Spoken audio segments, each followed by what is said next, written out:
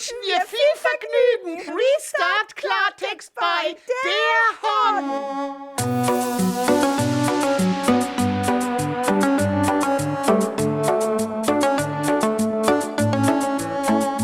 Zieht den Bayern die Lederhose aus, Lederhose aus, Lederhose aus. Ich meine, mehr kann man nicht sagen. Das Oktoberfest ist abgesagt, liebe Hon-Familie, das ist doch der Wahnsinn. Sag mal, sind da nur noch Verrückte unterwegs? Da können wir ja gleich Weihnachten und am besten auch noch Silvester absagen, oder? Ein Klartext jetzt bei der Hon. Es reicht, sage ich da nur. Also ich meine, so eine Meldung zu hören, da ist also wirklich, ich sage bei mir, da geht bei mir die Decke nach oben, weil da bin ich wie so ein HB-Männchen, das wird der eine oder andere noch kennen, ja, wo der also durch die Decke ging. Liebe Hon-Familie, ich meine, wie kann das möglich sein? Das sind doch Perspektiven, wenn es also heißt, dass im September das Oktoberfest, Ende September, Oktoberfest abgesagt wird. Das bedeutet also, dass wir bis dahin jetzt in Quarantäne bleiben sollen und nur so Stück für Stück sollen wir dann irgendwelche kleinen Einkäufe machen dürfen. Sag mal, sind die noch ganz klar? Also Entschuldigung, ich glaube, jetzt haben wir also wirklich einen Punkt erreicht, wo man sagen muss, jetzt ist Schluss. Das ist jetzt wirklich, das reicht jetzt. Ich bin regelrecht eigentlich außer mir. Ich möchte eigentlich laut schreien, also weil man es nicht mehr ertragen kann. Diese Meldung, da habe ich keine Worte, wirklich. Denn was ist denn Fakt? Ich meine, wir haben den Herrn Püschel gehört, ja, unseren Rechtsmediziner aus Hamburg. Der hat ganz klar und deutlich gesagt, also ein Mann, der mit den Toten redet.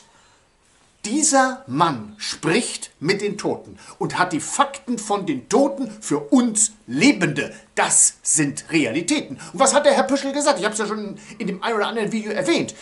Dieser Herr Püschel sagte in einer Runde, in einer Talkrunde und auch immer wieder, wenn er gefragt wird im Interview, dass er erstens, ich glaube vom Robert-Koch-Institut regelrecht so eine Art Maulkorb, so ein Wuff draufgesetzt bekommen hat, dass er gar nicht das hätte sagen sollen. Aber ich meine, Entschuldigung mal, das ist ein renommierter Facharzt, der ich weiß nicht, wie viele Jahre schon in Hamburg tätig ist und dort natürlich fachliche Dinge rüberbringt. Und ich habe ja gesagt, also ich traue und glaube so einer Person, weil die natürlich direkt vor Ort ist. Das heißt, wie hat er gesagt, man kann einen Corona, also jemand, der an Corona gestorben oder verstorben ist, den kann man festsetzen, der hat zum Beispiel Thrombose.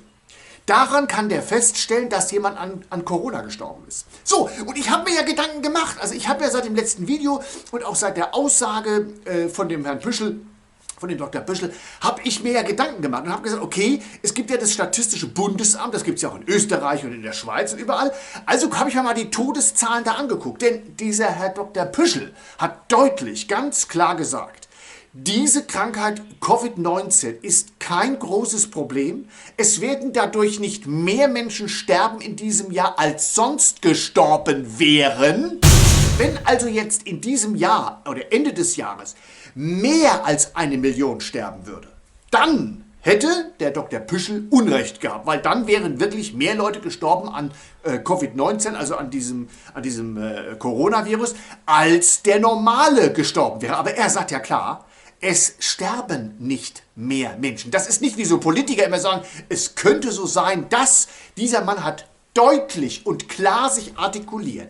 Es sterben dadurch nicht mehr Menschen. Jemand, der mit dem Tod zu tun hat. Das heißt, der Leichen obduziert, sie öffnet, überprüft, warum sind diese Menschen gestorben, woran sind diese Menschen gestorben. Und ich meine, darüber mache ich mir Gedanken. Wenn dieser Fachmann das sagt, da sage ich als der Hon, das ist glaubwürdig und das ist, ich sage mal so ein bisschen wie, als wenn der Trigema-Mann, ja, unser Trigema-Mensch, der also ganz klar und deutlich sagt, er hat seine Firma hier und wenn er gefragt wird, Mundschutz zu machen, dann macht er auch Mundschutz. Bupp, 14 Tage später wird er gefragt und schon hat der Mann seine Mitarbeiter, seine Maschinen umgestellt und macht jetzt Mundschutz für uns. Und zwar hochwertigen Mundschutz. Wie gesagt, nochmal, keine Werbung für Trigema, ich werde nicht von der Firma bezahlt, nur damit keiner denkt, ich finde es nur sensationell, dass diese Firma das ohne Probleme kann. Und dass diese Firma auch überhaupt nicht laut durch die Medien geht, oh, mir geht es ja so schlecht und ich brauche jetzt Hilfe. Das ist doch auch merkwürdig, oder? Also für mich. Nur so nebenbei.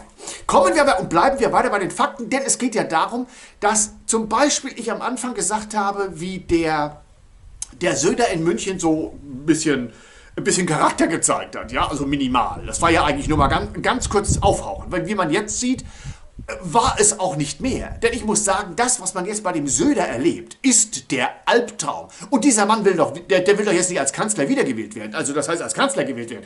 Wiedergewählt werden in Bayern sowieso, würde ich sagen, jetzt Stand der Dinge, wenn das Oktoberfest abgesagt wird, wegen Corona, also da muss ich sagen, weil es ihm zu gefährlich ist. Hat er das denn ausrechnen lassen oder ist das einfach mal so seine Idee, dass er sagt, ach Mensch, ich denke mir mal, das könnte ein bisschen gefährlich sein. Ja, ich meine, wenn ich über die Straße gehe, da könnte ich auch dasselbe Beispiel bringen. Wenn ich über die Straße gehe, ist es auch gefährlich. Nochmal, kommen wir zu den Fakten. Das, was der Püschel gesagt hat, habe ich gerade gesagt. Kommen wir zum zweiten Fakt. Wir wissen ganz klar, durch etliche Videos bei der Hon, durch klare Fakten, wir haben den ja Omi Kempel erlebt. Da brauchen wir doch nicht schönreden. Es ist doch klarer Fall, dass die alle gespart haben wie die Deppen und pro sparen. Da kommen wir doch zum Thema. Es geht doch ums Sparen. Denn warum haben wir denn überhaupt eine Ausgangssperre? Die wollen das ja nicht so nennen. Das ist eine Ausgangssperre. Wenn der Söder jetzt Oktoberfest absagt und wir sollen weiter zu Hause bleiben, dann muss ich dir sagen, dann ist das eine Ausgangssperre, dann macht der Hon nicht mehr mit. Also jetzt ist wirklich, das ist jetzt so ein Punkt erreicht. Das reicht jetzt. Also ich meine, wir sind jetzt über 5 Wochen zu Hause. Also seit 5 Wochen geht das los und wir sind jetzt wirklich konzentriert zu Hause. Wir gehen nicht weg und ich meine, ich bin ja gerne zu Hause gewesen jetzt. Aber mit einer Perspektive, die doch sein muss, kann man doch nicht jetzt sagen, wir machen einfach mal das Oktoberfest weg. Das ist im September, Ende September. Ich meine, wir haben die Schweden, die dazu reden, wir lassen einfach erstmal alles laufen, weil wir haben sowieso nicht die Möglichkeit, diese Leute alle, wir haben keinen Impfstoff und wir haben keinen Schutz, also was sollen wir machen? Und sparen, das war das Wort. Da kam ich ja gerade her, aus dem Thema Sparen. Sparen bei den Airlines, dadurch konnten die Leute weltweit reisen, wie sie wollten, weil es natürlich auch billig alles war und es war alles schmutzig, dreckig und nicht desinfiziert. Darüber hat der Hon gesprochen, klare Fakten. Aber gespart in dem Sinne, und nochmal, das Thema Sparen ist ja, wir sind zu Hause, jetzt seit Wochen, weil das Gesundheitssystem nicht überlastet werden darf. Das ist der Fakt. Denkt mal bitte drüber nach. Wir sind nicht zu Hause, weil das Virus so gefährlich wäre. Nein, wir sind zu Hause, weil, darüber reden wir die ganze Zeit. Wir sind zu Hause die ganze Zeit, wir haben diese Riesenprobleme, wir haben dieses wirtschaftliche Chaos im Moment. Ich sage ja, die planen was. Die planen was. Also ich habe da habe ich so ein Geschmäckle, wenn ich an diese ganze Geschichte denke, die jetzt weitergeht. Also das heißt, die haben diese ganze Geschichte, die haben uns zu Hause eingesperrt, weil sie, klar, das haben sie auch zugegeben. Sie haben ja zugegeben, weil ihre Gesundheitssysteme sonst kollabiert werden. Ja, und warum? Weil sie eben immer gespart haben. Sie hatten nicht genug Bettenmaterial, sie hatten nicht genug Personal da. Und das alles müssen diese Leute leisten und kriegen jetzt einen kleinen Appel und ein Ei. Ich meine, das sind wirklich Helden gewesen, die das überhaupt geschafft haben. Und dass die jetzt nicht boykottieren, dass die überhaupt nicht sagen, da machen wir nicht mehr mit jetzt, das kann ich gar nicht nachvollziehen. Also normalerweise, wenn ich jetzt in diesem Gesundheitssystem arbeiten wäre Pfleger und ich kriege diese ganzen Informationen mit, die man ja überall kriegen kann und keine Fake News, sondern ehrliche News, dann ist es doch ganz klar. Ich meine, erinnern wir uns an diesen jungen Pfleger, der auch der Merkel mal so eine Bumm reingehauen hat und ist nie auch ausgewichen. Die weichen ja immer aus. Und deswegen war ich ja so am Anfang, wo ich gedacht habe, Mensch, guck mal, der Söder, der hat jetzt so ein Ding erreicht, der könnte... Nee, das war ein Fake. Das ist ein Fake. Der Söder ist ein Fake. Also das kann ich nicht anders sagen. Also für mich, das ist fake-technisch, weil jetzt zu sagen unter dem Motto, meine Werte sind gerade besonders positiv, ich meine, der war ja im Keller. Jetzt sind mal die Werte kurz hochgegangen, weil er etwas Charakter gezeigt hat oder etwas Rückgrat gezeigt hat, indem er gesagt hat, ich setze mich jetzt für meine Menschen ein, also für meine Personen und für die ganzen, aber ich meine, Entschuldigung, jetzt permanent auch dann anfangen, da fing das schon an. Da fing der so an mit, wir müssen Danke sagen und wir sagen Dankeschön, dass Sie zu Hause geblieben sind und danke, liebe Bürgerinnen und Bürger, dass Sie zu Hause, ich meine, da fing das also wirklich, da habe ich schon gedacht, ich kriege jetzt einen Wirkreiz.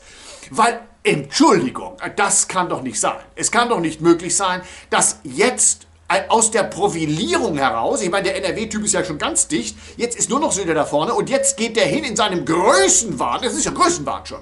Oder also für mich ist das Größenwahn. Das hat was damit zu tun. Der ist jetzt so auf so einer Geschichte, boah, die Welle kommt, ja, und ich schwebe dahin und jetzt schwebe ich ganz stark da vorne raus. Und er denkt, wenn er so weitermacht, den muss man stoppen. Dieser Mann gehört gestoppt. Also ich meine, wenn die Menschen das jetzt nicht kapieren, also ich habe es kapiert. Ich habe es mit dieser Meldung heute kapiert, dass dieser Mann gestoppt gehört und dass der wirklich jetzt, ich weiß nicht, ich meine, der schimpft auf den Orban in Ungarn. Ich meine, das muss man sich mal vorstellen. Da schimpft die Politik, ja, also diese auch, ich sage gerade Söder, sagt dieser Politiker da in Ungarn, dieser Orban, das wäre ein ganz mieser Typ und der würde, ich weiß nicht, alles sozusagen sich so bauen politisch, dass nur noch er was zu sagen hat. Ja, das mag ja sein, aber Entschuldigung, ich kann doch nicht einfach sagen, der ist der Böse und dann ist der Söder, macht genau dasselbe, indem er sozusagen sich jetzt seine Macht sichert und im Endeffekt, und ich bin nicht polemisch jetzt, nochmal ganz klar, und im Endeffekt geht es also darum, dass er sozusagen genau das Gleiche macht. Ich meine, das ist doch ein Fake. So kann man doch nicht miteinander umgehen. Also, liebe Hornfamilie, ich bin wirklich extrem sauer. Ich finde, das Oktoberfest abzusagen ist eine Unverschämtheit, jetzt schon abzusagen, wo wir überhaupt nicht wissen, ob wir vielleicht im Juli schon top sind. Ich meine, dass diese Wirtschaft in Bayern sich das gefallen lässt. Also wenn die Wirtschaft, ich sage mal ganz klar, wenn die Verantwortlichen, die ja hier auch Milliarden verdienen, ich meine, wenn die nichts sagen, dann würde ich sagen, dann ist es ja egal. Also wenn die Wirtschaft sagt, ist mir scheißegal, ich habe genug Geld, ja, dann ist in Ordnung. Aber es kann dann nicht sein, dass wir anschließen ans Oktoberfest und die Kosten zahlen mit unserem Steuergeld. Mein Steuergeld kriegen die nicht. Also da bin ich absolut dagegen. Also da sage ich, es wäre eine Frechheit, wenn die jetzt auch noch das Oktoberfest auch Steuergeld bezahlen, nur weil sich der Söder profilieren will und hier alles absagt. Ja, weil er denkt, es ist ja der starke Mann. Nein, der Supermann muss er nicht sein. Er muss ein Politiker sein, der Rückgrat hat und der für gute Entscheidungen zuständig ist. Aber das, was da jetzt stattfindet und wo ich das Gefühl habe, das geht jetzt in die falsche Richtung, geht extrem in die falsche Richtung. Und nochmal ganz klar, wenn Püschel recht hatte am Ende des Jahres, dann würde ich sagen, müssen wir uns alle in Berlin treffen und in München treffen, dass wir den mal gehörig in den Pöschi hauen. Und zwar, bumm, heißt das Motto, oder? Also so geht's auf keinen Fall. Liebe Hornfamilie, das musste jetzt sein, weil ich war extrem und bin noch extrem sauer, das kann man gar nicht anders sagen, weil ich es nicht einsehe, dass man diese Entscheidungen nur dieser einen Person überlässt und der sagt so dem Motto, das sagen wir jetzt ab, weil es eben zu gefährlich ist.